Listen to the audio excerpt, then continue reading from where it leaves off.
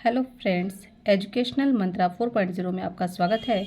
तो चलिए आज हम लोग साइंस बायोलॉजी की नेक्स्ट क्लास शुरू करते हैं। ठीक है, तो देखिए आप लोग क्वेश्चन देखिए, वन लाइनर कि लीची के फलों को किस शाखा के अंतर्गत रखा गया है। तो लीची के फलों को किस शाखा के अंतर्गत रखा गया है? एक बीजी बेरी के अंतर्गत रखा गया है। ओके, नेक्स्ट देखिए, हल्दी पौधे के तने से प्राप्त होती है। हल्दी पौधे के किस भाग से प्राप्त होती है? तो हल्दी पौधे के तने से प्राप्त होती है तथा उसका खाने वाला जो हिस्सा है वो प्रकंद यानी कि राइजोम कहलाता है। नेक्स्ट देखिए, लाल मिर्च किसकी उपस्थिति के कारण तीखी होती है? तो किसके कारण होती है लाल मिर्च तीखा? तो कैप्सिसिन के कारण होती है। किसके कारण होती है? कैप्सिसिन के कारण होती है। नेक्स्ट देखिए, सबसे बड़ा स्तनपायी जीव कौन सा है? सबसे बड़ा स्तनपायी जीव कौन सा है? तो वो है व्हेल। कौन है? व्हेल है। रेशम का कीड़ा अपने जीवन काल की किस अवस्था में वाणिज्यिक तंतु उत्पन्न करता है, यानी कॉमर्शियल फाइबर्स को उत्पन्न करता है? तो वो है प्यूपा अवस्था में। कब होता है? प्यूपा अवस्था में। नेक्स्ट देखिए, गर्म रुधिर वाले यानी वार्म ब्लडेड या समतापी जंतु के शरीर का तापमान कितना होता है? तो सदैव एक समान रहता है। ठीक है, नेक्स्ट देखिए, समुद्री घोड़ा किस प्रकार के जीव का उदाहरण है? समुद्री घोड़ा किस प्रकार के जीव का उदाहरण है? तो मछली का उदाहरण है। तो जो समुद्री घोड़ा है वो मछली के अंतर्गत आता है। ठीक है, उसे मछली के अंतर्गत वह आता है।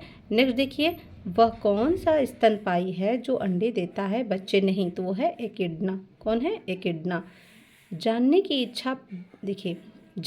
इच्छा प्रकट करना तथा गूढ़ चिंतन व मनन करना मनुष्य को वानर गुणों से अलग करता है। ओके, नेक्स्ट देखिए,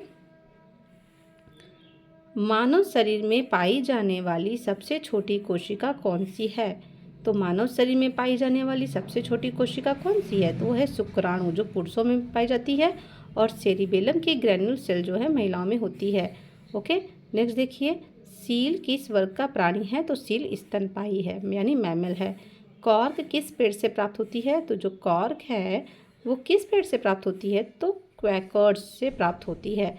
नेक्स्ट देखिए, डॉल्फिन किस वर्ग के अंतर्गत आते हैं? तो डॉल्फिन जो है वो भी स्तनपायी है। डॉल्फिन क्या है? स्तनपायी है। ओके, नेक्स्ट देखिए, अफीम यानी कि मॉर्फिन पोस्ते के पौधे के अधपके फल से प्राप्त होता है। तो अफीम किससे प्राप्त होता है? तो ये पोस्ते के पौधे के अधपके फल से मॉर्फिन प्राप्त होता है। गन्ने के रोपण में उसके किस भाग का प्रयोग किया जाता है? तो गन्ने के रोपण में उसके किस भाग का प्रयोग किया जाता है? तो तना का प्रयोग किया जाता है। नेक्स्ट देखिए, लहसुन की गंध का क्या कारण है? यानी सल्फर यौगिक एलिमन की उपस्थिति के कारण लहसुन में गंध आती है।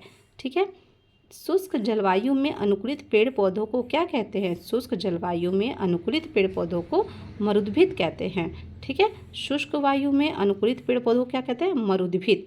और एक आपने पढ़ा था शैलोद्भिद, यानी कि जो चट्टानों पे पेड़ पौधे पाए जाते हैं उसे क्या कहते हैं? शैलोद्भिद। और यहाँ पे क्या है?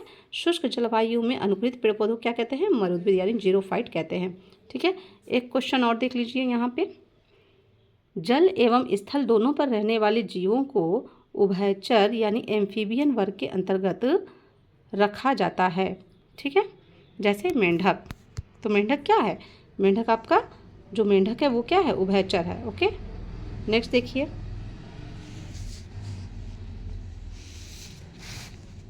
नेक्स्ट क्वेश्चन,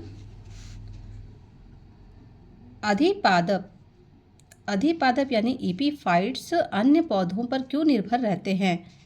अधिपादप अन्य पौधों पर क्यों निर्भर रहते हैं? तो यांत्रिक सहारे के लिए। किसके लिए? यांत्रिक सहारे के लिए। देखिए, टिक और माइट किस जीव वंश के संबंधित है? तो यह है मकड़ी वंश से संबंधित है। जो टिक और माइट है वो किस जीव वंश से संबंधित है? मकड़ी वंश से संबंधित है। जुगनू की चमक, जुगनू जिसको फायरफ्लाई कहते हैं, जुगनू क्या कहते हैं? फायरफ्लाई। तो जुगनू की चमक किस एंजाइम के कारण होती है? तो जुगनू की चमक जो है किस एंजाइम के कारण होती है? तो ल्यूसीफेरस के कारण होती है। किसके कारण? ल्यूसीफेरस के कारण होती है। ओके, नेक्स्ट देखिए, सन हेम्प रेशे किससे प्राप्त किया जाता है? सन हेम्प रेशे किससे प्राप्त किया जाता है? तो है फ्लोएम से। किससे? फ्लोएम से। लेग हीमोग्लोबिन किस में पाई जाती है? लेग हीमोग्लोबिन किस में पाई जाती है? तो लेग्यूम मूल ग्रंथियों में पाई जाती है।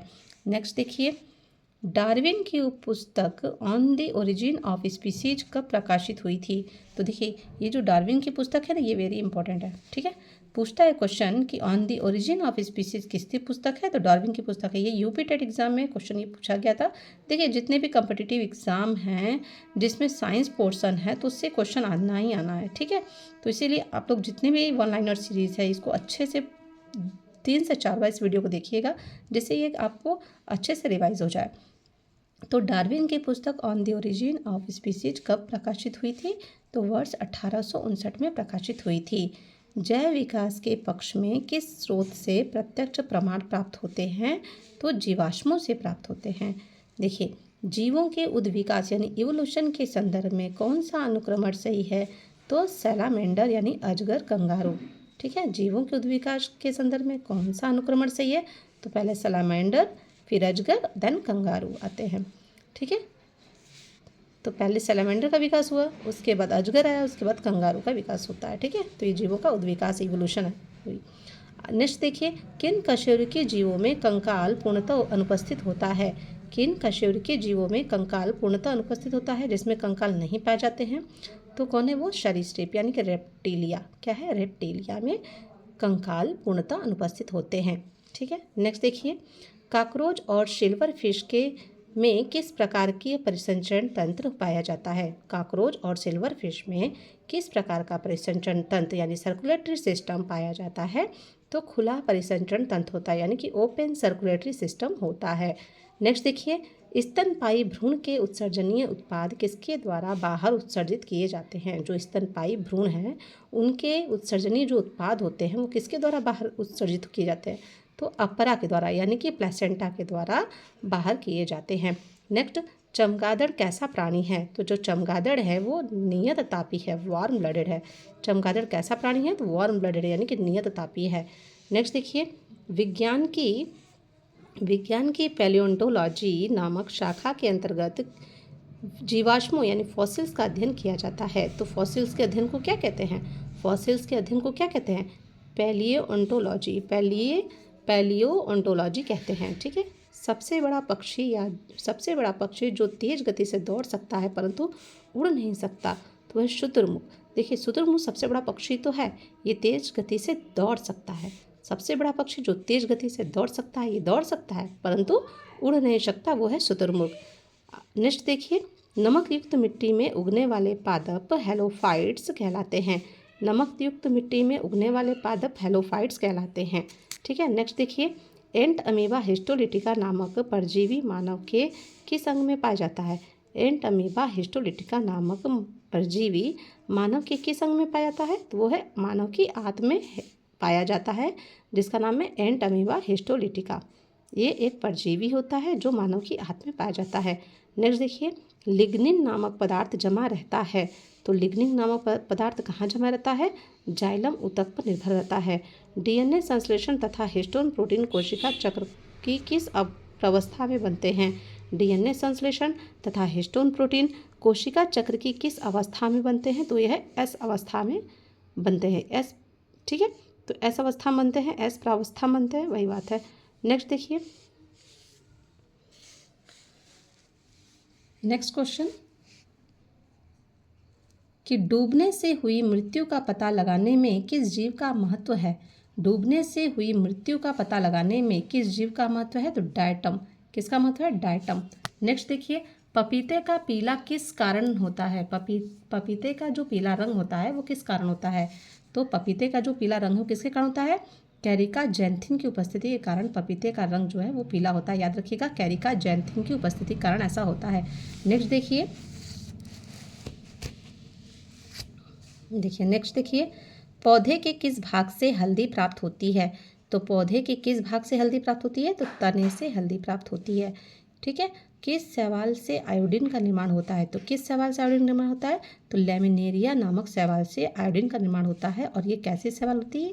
इसका रंग जो है वो भूरी शैवाल होती है। ठीक है, भूरे रंग का होता है लैमिनेरिया, जिससे आयोडीन प्राप्त होता है। ठीक है। तो किस शैवाल से आयोडीन का निर्माण होता है? आयोडीन का निर्माण कौन करता है? कौन सी एल्गी? तो लेमिनेरिया नामक शैवाल से आयोडीन का निर्माण होता है। ठीक है। वे जीवाणु जो वायुमंडलीय नाइट्रोजन को नाइट्रोजन के यौगिकों में परिवर्तित करते हैं वे क्या कहलाते हैं? तो नाइट्रोजन स्थिकारी जीवाणु कहते हैं, यानी नाइट्रोजन फिक्सिंग बैक्टीरिया कहते हैं। वे जीवाणु जो वायुमंडलीय नाइट्रोजन को नाइट्रोजन के यौगिकों में परिवर्तित करते हैं वे क्या कहलाते हैं? तो नाइट्रोजन स्थिकारी जीवाणु यानी नाइट्रोजन फिक्सिंग बैक्टीरिया कहलाते हैं। नेक्स्ट देखिए, अधिक नमक वाले अचार में जीवाणु जीवित क्यों नहीं रह पाते? ठीक है, अधिक नमक वाले अचार में जीवाणु जीवित क्यों नहीं रह पाते? क्योंकि ये जीवद्रव्य कुंचित होकर मर जाते हैं। कवक कोशिका में संचित होने वाला खाद्य पदार्थ कौन सा है? कवक कोशिका में संचित होने वाला खाद्य पदार्थ कौन सा है? तो वह है ग्लाइकोजन। क्या है? ग्लाइकोजन।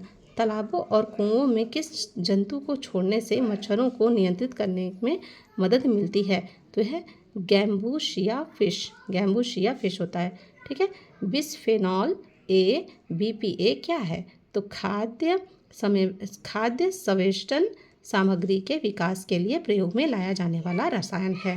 ठीक है। नेक्स्ट देखिए, मृदा के प्रयोग के बिना केवल जल एवं खनिज की सहायता से पौधे उगाने की विधि को हाइड्रोपोनिक्स कहा जाता है। ठीक है। मृदा के प्रयोग के बिना केवल जल एवं खनिज की सहायता से पौधे उगाने की विधि को क्या कहते हैं? हाइड्रोपोनिक्स कहा जाता है। नेक्स्ट देखिए, प्रतिजैविक यानी एंटीबायोटिक मुख्यतः किससे प्राप्त किए जाते हैं? तो वो है जीवाणुओं से प्राप्त किए जाते हैं। जो प्रतिजैविक होते हैं, एंटीबॉडी होते हैं, वो मुख्यतः किससे प्राप्त किए जाते हैं? वो जीवाणुओं से ही बनाए जाते हैं। नेक्स्ट देखिए, इष्ट कोशिका में कौन सा मुख्य विकार यानी एंजाइम उपस्थित होता है? तो इष्ट कोशिका में कौन सा एंजाइम होता है? तो जाइमेज एंजाइम पाया जाता है। नेक्स्ट देखिए, जब एक ही जीन दो या दो से अधिक भिन्न भिन्न लक्षणों को एक साथ नियंत्रित करती है तो इसे क्या कहा जाता है? तो बहुप्रभाविता का नियम कहा जाता है। क्यूनिन अथवा कुनैन किसकी छाल से प्राप्त होता है? तो सिनकोना की छाल से प्राप्त होता है। देखिए, ये बहुत ही वेरी वेरी इंपॉर्टेंट क्वेश्चन है ये कि कुनैन किसकी छाल से प्राप्त होता है? तो सिनकोना की छाल से प्राप्त होता है। नेक्स्ट देखिए, ठीक है, तो कुनैन किसकी छाल से प्राप्त होता है? सिनकोना की छाल से प्राप्त होता है। मेंडल ने अपने वंशागत नियमों को प्रतिपादित करने में किस पौधे का प्रयोग किया था? मेंडल ने अपने वंशागत नियमों को प्रतिपादित करने में किस पौधे का प्रयोग किया था? तो है गार्डन पी यानी मटर का प्रयोग किया था।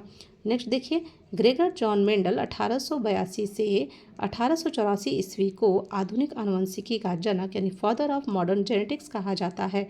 तो जो ग्रेगर जॉन मेंडल थे वो कौन थे? आधुनिक आनुवंशिकी के जनक कौन है? Gregor John Mendel. आधुनिक आनुवंशिकी का जनक ग्रेगोर जॉन मेंडल को कहते हैं। नेक्स्ट देखिए, सूखा सहिष्णुता से संबंधित हार्मोन है। सूखा सहिष्णुता से संबंधित हार्मोन है तो क्या है? एब्सिसिक अम्ल। क्या है? एब्सिसिक अम्ल। नेक्स्ट देखिए, अधिकांश एंजाइम किस ताप पर सर्वाधिक सक्रिय होते हैं? जो अधिकांश एंजाइम होते हैं वो किस ताप पर सबसे अधिक सक्रिय होते हैं? तो 20 से देखिए -20 माइनस नहीं है यहाँ पे 20 है, 20 से 35 डिग्री सेल्सियस के मध्य होते हैं। ठीक है। तो एक और क्वेश्चन देख लीजिए कि सीप, घोंघा, स्क्विड, कौड़ी, ऑक्टोपस, कटल फिश आदि मोलस्का संघ के अंतर्गत आते हैं। ठीक है। आपने देखा होगा मोलस्का संघ का एक क्वेश्चन था उसमें, तो इस मोलस्का संघ के अंतर्गत कौन कौन आता है? ठीक है। मैंने आपको घोंघा का एग्जाम्पल दिया था, उसमें देखिए शिप भी आते हैं, घोंघा भी आते हैं, स्क्विड आते हैं, कौड़ी आता है, जो कौड़ी आप लोग जानते होंगे, ऑक्टोपस आता है और कटल फिश, ये सभी जो है मोलस्का संघ के जीव हैं। तो ठीक है फ्रेंड्स, आशा करती हूँ आप सब लोगों को समझ में आया होगा।